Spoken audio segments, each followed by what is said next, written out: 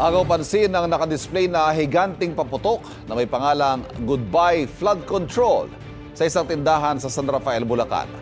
Paglilinaw na nagtitinda, walang laman na pulbura ang nakadisplay. Pagpapaalala lang anya ito na iligal at delikado ang mga kagaya nitong paputok. Paraan din daw ito para ipakita ang pagkadismaya niya sa umano'y malawakang katiwalian sa flood control project sa kanilang lalawigan. Sa ngayon, matumal pa raw ang bentahan ng mga paputok. Sa Bacara, Ilocos Norte naman, 8 boga o improvised sa paputok ang nakumpiska ng pulisya mula sa 7 bata. Ipinatawag ng pulisya mga magulang ng mga bata. Nagpatulong din ang pulisya sa barangay para mahuli ang mga gumagamit ng boga at iba pang iligal na paputok.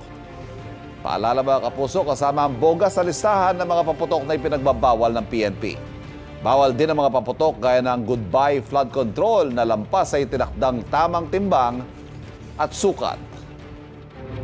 Kapuso, huwag magpapahuli sa latest news and updates. Mag-iuna ka sa balita at mag-subscribe sa YouTube channel ng GMA Integrated News.